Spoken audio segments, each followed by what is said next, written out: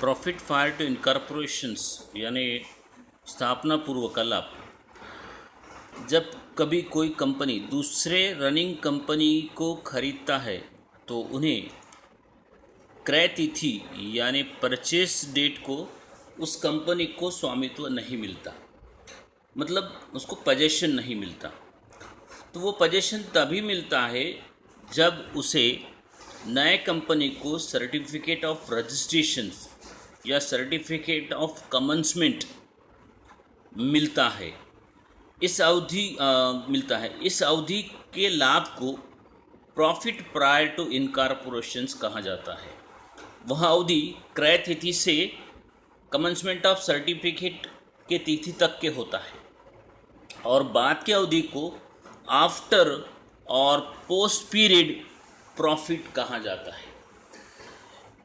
इस लाभ का कैलकुलेशन इसलिए किया जाता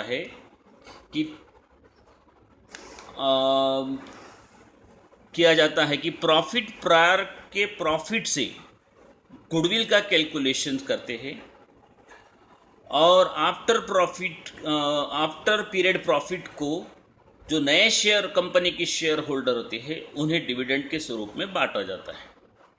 यह यह प्रायर और पोस्ट प्रॉफिट कैलकुलेशंस हम लोग यहाँ दिए गए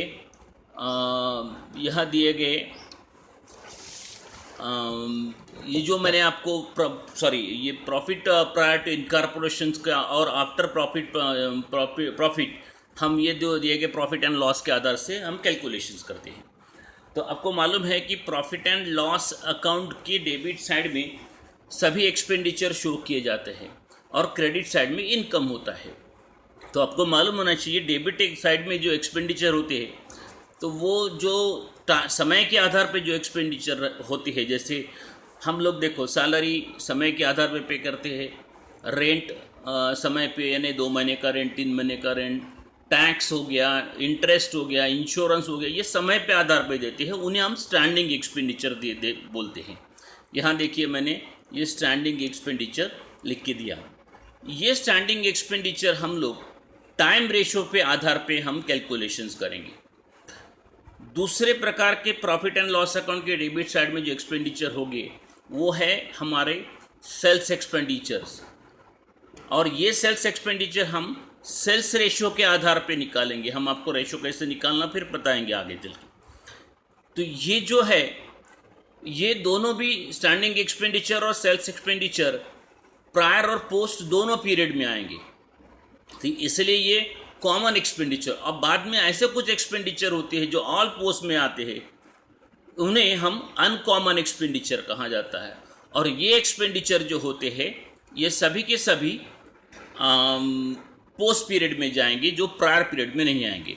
वो कौन कौन से एक्सपेंडिचर होते हैं देखिए, डायरेक्टर फीस है, प्रिलिमिनरी एक्सपेंडिचर है, डिबेंचर इंटरेस्ट है, गुडविल है। ये जो एक्सपेंडिचर है ये फिक्स है, ये सभी के सभी एक्सपेंडिचर आपके पोस्ट पीरियड में जाएंगे।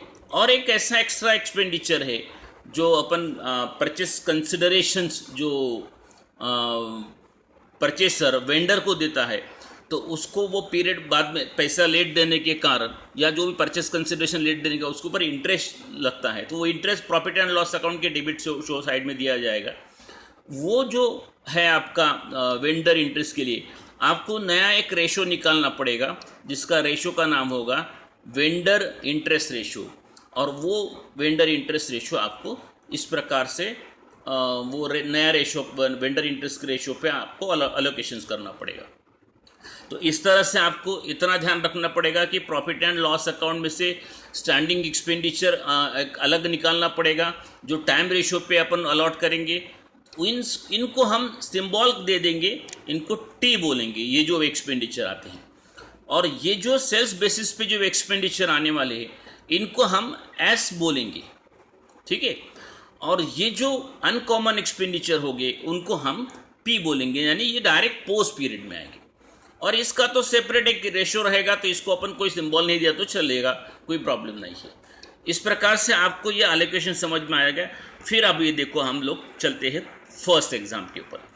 अब चलिए हम फर्स्ट एग्जाम्पल उसको समझने का प्रयास करते। तो यहाँ पे देखिए कि Seema company limited was incorporate on 1 August 2010, यानी मतलब ये हुआ कि सीमा कंपनी अस्तित्व में कब आ गई, कि ये जो है सीमा कंपनी अस्तित्व में आ गई 1 अगस्त 2010 को।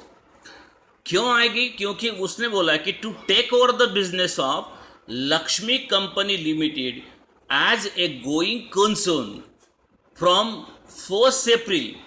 मतलब कब से बोल रहा वो कि इन्होंने एक्चुअली ये कंपनी को, सीमा कंपनी ने लक्ष्मी लिमिटेड को एक्चुअली 1 अप्रैल 2010 को खरीदा था, जबकि उनको सर्टिफिकेट, इनकॉर्पोरेशन रजिस्ट्रेशन का सर्टिफिकेट या कमेंसमेंट का सर्टिफिकेट कब मिला है? 1 अगस्त को। यानी इसका मतलब यह तब तक कि ये तो काम तो बंद नहीं होगा यहाँ पे। तो ये पीरियड में पुरानी जो वेंडर कंपनी है उसका अधिकार था, वो कंपनी उसको प्रोडक्शन या जो भी प्रॉफिट मतलब उनका काम चालू था। तो ये पीरियड को हम प्रायर पीरियड बोलेंगे। इतना ध्यान रखिए। अब सीमा कंपनी कब से अस्तित्व में आ गई कि 1 अगस्त 2010 को। तो सीमा कंपनी के नाम से कब से कंपनी चालू होगी? 1 अगस्त से। तब तक के तो लक्ष्मी कंपनी का ही अस्तित्व था। तो अब इस पीरियड को कहाँ से? 1 अप्रैल से लेके, कहाँ से हम बोलेंगे कि 1 अप्रैल से लेके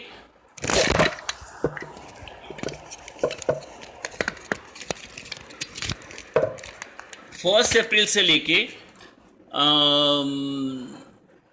1 अप्रैल से लेके 31 जुलाई तक के लक्ष्मी कंपनी का वहाँ पे मतलब अधिकार था कि लक्ष्मी कंपनी काम कर रही थी, और सीमा कंपनी ये जो अस्तित्व में आ गई तो 1 अगस्त से उनका काम शुरू हो गया, और तो ये 31 मार्च तक फिर सीमा कंपनी का हो गया। तो इसका मतलब ये हो कि ये जो प्रायर पीरियड होगा तो ये 1 अप्रैल से, कहाँ से?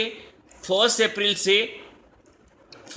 से लेके 1 अगस्त तक के। अगस्त से तो कौन सीमा आ गई ना, तो फिर इसको 31 जुलाई यह आपका आखिरी दिन होगा।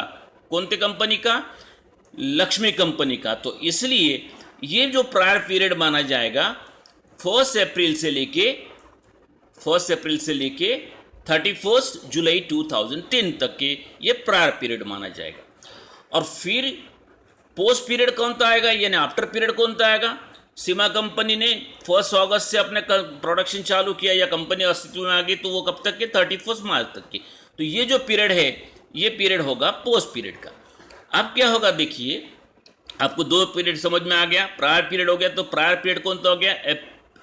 अप्रैल, मई, जून और जुलाई, ये 4 महीने का पीरियड है, ये आपका प्रायर पीरियड हो गया। और फिर अगस्त, सितंबर, अक्टूबर, नवंबर, दिसंबर, जनवरी, फरवरी और मार्च, यानी 8 महीने का जो पीरियड है ये पोस्ट पीरियड हो गया। ओके, तो चलिए अब आपको देखो यहाँ प्रॉफिट एंड लॉस अकाउंट दे दिया आपको। तो यहाँ एक्सपेंडिचर, ये डेबिट साइड दिया है आपको, ये डेबिट साइड है और ये क्रेडिट साइड है। तो ये डेबिट साइड में एक्सपेंडिचर दिए हैं, तो ये एक्सपेंडिचर 2 प्रकार के होंगे, एक हो गए स्टैंडिंग एक्सपेंडिचर और सेलिंग एक्सपेंडिचर होंगे। तो आपको पहले क्या करना पड़ेगा कि सबसे जब गणित सॉल्व करेंगे तो सबसे पहले आपको यहाँ वर्किंग नोट में टाइम रेशियो निकालना पड़ेगा। टाइम रेशियो कैसे निकालेंगे? देखो, इसको हम बोलते हैं ये प्रायर पीरियड का रेशियो और ये पोस्ट पीरियड है ना, आफ्टर पीरियड का रेशियो। तो मैंने पहले बोला था कि 1 अप्रैल से लेके 31 जुलाई तक ये 4 महीने का पीरियड हो गया। ये कौन सा पीरियड हो गया आपका? प्रायर पीरियड हो गया। और ये कौन सा हो गया? पोस्ट पीरियड हो गया। तो ये रेशियो कैसे आएगा? 4 1 जार 4 और 4 2 जार 8, यानी ये रेशियो निकल गया आपका 1:2। कौन सा रेशियो निकल गया आपका? ये टाइम रेशियो का 1:2 निकल गया। अब रही बात सेल्स रेशियो की, तो यहां देखिए इसने नीचे में सेल्स दिया है, the total turnover of the year ending 31 मार्च 2011, यानी ये पूरे 12 महीने का सेल्स था इस कंपनी का, वो था 5 लाख रुपए का। कितने का था? 5 लाख रुपए का था। इसमें से उसने बोला है कि ये जो पहले जो कंपनी थी, पुरानी कंपनी जिनका अस्तित्व तब तक के ना, कब के? अगस्त तक के। तो इस अगस्त तक के 1.5 लाख रुपए का सेल्स हो गया था। कितने रुपए का सेल्स हो गया था? 1.5 लाख रुपए का। और टोटल सेल्स 12 महीने का 5 लाख था। तो इसका मतलब यह है कि जब नई कंपनी आ गई सीमा कंपनी, तो उन्होंने 8 महीने में 3.5 लाख रुपए का सेल्स किया। तो आप यहाँ ध्यान रखिए कि ये 1.5 लाख का सेल्स जो हो गया आपका, ये 1.5 लाख का ये प्रायर पीरियड का सेल्स हो गया, और ये 3.5 लाख का सेल्स आपका पोस्ट पीरियड का हो गया, इजंट इट। तो ये जो हम सेल्स रेशियो निकालेंगे, तो यहाँ देखिए प्रायर पीरियड और पोस्ट पीरियड है। यहाँ लिखा हूँ मैंने, देखिए कि 1 अप्रैल टू 31 जुलाई, तो यहाँ पे आपका 1.5 लाख रुपए का सेल्स था, और फिर आपका 1 अगस्त से लेके 2011 तक के 3,50,000 का सेल्स था। इसका हम लोग रेशो निकालेंगे। अब रेशो कैसे निकालेंगे, देखिए कि यहाँ 4 जीरो कट कर दी, या तो 15 रहेगा या 35 रहेगा। तो 5 3 आर 15 हो गया, और 5 7 आर 35 हो गया। तो ये आपका रेशो आ गया 3:7। ओके, तो आपका 3:7, यानी हमने 2 प्रकार के रेशो निकाल लिए। कौन से 2 रेशो निकाल लिए? एक रेशो निकाल लिया टाइम रेशो, दूसरा रेशो निकाल लिया हमने सेल्स रेशो। फिर हम अपना दोबारा प्रॉफिट एंड लॉस अकाउंट बनाएंगे, जिसको हमको प्रॉफिट कैलकुलेशंस करना है प्रायर पीरियड का और पोस्ट पीरियड का। ये आपकी डेबिट साइड है और ये आपकी क्रेडिट साइड है। तो सबसे पहले आपको मालूम होना चाहिए, क्रेडिट साइड में जो होता है वो होता है क्रेडिट साइड में आपका ग्रॉस प्रॉफिट, और ये ग्रॉस प्रॉफिट कभी भी आपको सेल्स रेशियो के बेसिस पे एलोकेशन करना पड़ेगा। तो आपका देखिए ग्रॉस प्रॉफिट कितना था आपका, यहाँ पे गणित में ग्रॉस प्रॉफिट था 1,55,000। तो ये 1,55,000 को हम उस रेशियो में एलोकेशंस करेंगे जो हमारा जो रेशियो है वो है सेल्स रेशियो 3:7 का। तो ये 3:7 को हम डिवाइड बाय 10 और मल्टीप्लाई बाय 3 करेंगे, तो ऑटोमेटिकली 46,500 आ जाएगा। और दूसरा आ जाएगा डिवाइड बाय 10 मल्टीप्लाई बाय 7 करेंगे, तो ये 1,08,500 आ जाएगा। तो ये आपको पहले क्रेडिट साइड का ग्रॉस प्रॉफिट निकाल लिया। रही दूसरी बात अभी हम डेबिट साइड के, तो आपको ध्यान रखना है कि अभी सबसे पहले देखिए कि मैंने आपको पहली चार्ट बताया कि जो आपके समय के आधार पर एक्सपेंडिचर होती है वो टाइम बेसिस पे आते हैं। तो वो टाइम बेसिस पे जो भी एक्सपेंडिचर आएंगे उनको हम टी बोलेंगे, क्यों? हमारा सिंबॉलिक है, टाइम रेशियो का मतलब टी। तो देखो रेंट एंड रेट्स हम समय आधार पे देते हैं तो टी बोलेंगे। इंश्योरेंस हम समय के आधार पे देते हैं तो हम उसको भी टी बोलेंगे। इलेक्ट्रिक चार्जेस हम भी ये भी समय के आधार पे देते हैं तो इसको भी हम टी बोलेंगे। सैलरी हम समय के आधार पे देते हैं तो हम इसको भी हम टी बोलेंगे। डायरेक्टर फीस, तो मैंने आपको पहले ही बोला था कि जो एक्सपेंडिचर जो स्टैंडिंग एक्सपेंडिचर है और सेलिंग एक्सपेंडिचर है, ये छोड़कर जो भी एक्सपेंडिचर है आप एक बात से जो अनकॉमन एक्सपेंडिचर बोलेंगे, तो उसमें मैंने आपको लिस्ट दिया हूँ, देखो ऊपर में सबसे पहले यहाँ आपको ऊपर में मैंने लिस्ट दिया हूँ, देखिए कि अनकॉमन एक्सपेंडिचर में देख लीजिए कि यहाँ डायरेक्टर फीस, प्रिलिमिनरी एक्सपेंडिचर, ये अनकॉमन एक्सपेंडिचर जो कि डायरेक्ट पोस्ट में आ जाएगी। तो इसलिए हमने इसको कहा था कि आपको इसको पी में लिखना है। कहाँ लिखना है इसको? पी में। चलिए, तो हम अब देखिए, अब ये डायरेक्टर फीस है आपका, इसको हम पी लिखेंगे। फिर यहाँ ऑडिटर फीस है, ये अनकॉमन एक्सपेंडिचर है, पी लिखेंगे। अब रही बात कमीशन की, कमीशन यह कभी भी सेल्स के आधार पर दिया जाता है, इसलिए कमीशन को हम एस यानी सेल्स लिखेंगे।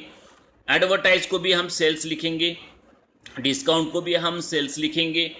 ऑफिस एक्सपेंडिचर, फिर से ध्यान रखो कि ऑफिस एक्सपेंडिचर यह समय पे आधार पे होता है, बट कैरेज यह सेल्स के आधार पे होता है। बैंक चार्जेस यह भी समय के आधार पे होता है, इसलिए टी पे आएगा। प्रिलिमिनरी एक्सपेंडिचर आपको कहा यह अनकॉमन में आएगा तो पी में आएगा। और बैड डेब्ट्स आपका जो होता है यह सेल्स के आधार पे रहता है, क्योंकि जितना सेल्स करोगे तो उतना आपका क्रेडिट सेल्स रहेगा, तो वो उस बैड होने का चांसेस रहेगा आपका। तो इस प्रकार से हम ये सभी, और इंटरेस्ट ऑन लोन, हाँ इंटरेस्ट ऑन लोन, हम जब भी इंटरेस्ट लोन लेते हैं तो समय के आधार पे हमको लोन मतलब देना पड़ता है, तो इसलिए ये टी में आएगा, मतलब स्टैंडिंग एक्सपेंडिचर में आ जाएगा। हम इस प्रकार से सिंबॉलिक करने के बाद फिर जब हम प्रॉफिट एंड लॉस अकाउंट में जाएंगे, तो यहाँ सबसे पहले आप देखिए कि प्रॉफिट एंड लॉस अकाउंट में सबसे पहले ए लिखा हूँ मैंने, देखो स्टैंडिंग एक्सपेंडिचर। क्या लिख दिया मैंने इसको? Standing expenditure. और जो स्टैंडिंग एक्सपेंडिचर लिखने के बाद जिन टर्म्स को हम लोगों ने टी लिखा था, जैसे रेंट एंड टैक्स हो गया, ये रेंट एंड टैक्स हो गया, उसके बाद इंश्योरेंस हो गया, इलेक्ट्रिसिटी हो गया, सैलरी हो गया, ये सब समय के आधार पे थे, इनको हम स्टैंडिंग एक्सपेंडिचर बोलते थे। तो इनको हमने टी सिंबल किया था, तो ये टी वाले सभी के सभी टर्म्स हमने यहाँ लिख दिया, देखिए। और फिर यहाँ पे इसकी हमने टोटल कर दिए, और ये टोटल करने के बाद इस टोटल को फिर ये जो रेशो दिया है हमने यहाँ पे 1:2 में, इस आधार से उसको अलोकेट कर दिए। मतलब 3 से डिवाइड करेंगे, मल्टीप्लाई 1 करेंगे तो ये यहाँ पे आ जाएगा, और 3 से डिवाइड करेंगे, 2 से मल्टीप्लाई करेंगे तो ये 43,600 यहाँ पे आ जाएगा। तो ये टाइम रेशो के एक्सपेंडिचर अलोकेशंस हो गए। उसके बाद हम चलेंगे जिन एक्सपेंडिचर को हमने एस लिखा था, जो सेल्स के आधार पे थे, सेल्स बेसिस पे, ये है हमारे सेल्स एक्सपेंडिचर। तो यहाँ पे देखिए commission, advertise expenditure, discount, carriage, bad debts, इन सबको हमने एस लिखा था। तो इसकी भी देखिए हमने यहाँ पे लिखने के बाद इसकी टोटल कर दिए। पहले टोटल करने के बाद सेल्स का रेशो हमारा क्या था, 3:7। कौन सा रेशो था, 3:7। तो ये 3:7 को यानी 18,500 को डिवाइड बाय 10 करेंगे, मल्टीप्लाई बाय 3 करेंगे, तो आपका ये प्रायर पीरियड का एक्सपेंडिचर निकल जाएगा। डिवाइड बाय 10 करके मल्टीप्लाई बाय 7 करेंगे तो ये पोस्ट पीरियड का एक्सपेंडिचर निकल जाएगा। यहाँ 2 प्रकार के एक्सपेंडिचर होने के बाद हमारे ये पहले हमने टाइम रेशियो के निकाल लिए, फिर बाद में हमने सेलिंग एक्सपेंडिचर निकाल लिया, और बाद में से में जो अनकॉमन एक्सपेंडिचर थी, अनकॉमन, ये देखिए अनकॉमन एक्सपेंडिचर, तो मैंने आपको कहा था कि अनकॉमन 3 रुपये, और उसका लिस्ट भी दिया आपको पहले कि डायरेक्टर फीस है, ऑडिट फीस है, प्रीलिमिनरी, और जो अनकॉमन एक्सपेंडिचर है ये डायरेक्ट पोस्ट पीरियड में आते हैं। ये करने के बाद आपको अभी क्या करना है, देखिए कि यहाँ आपको अभी इस क्रेडिट साइड की आपको ये टोटल करना है, यहाँ पे टोटल करना है दोनों की।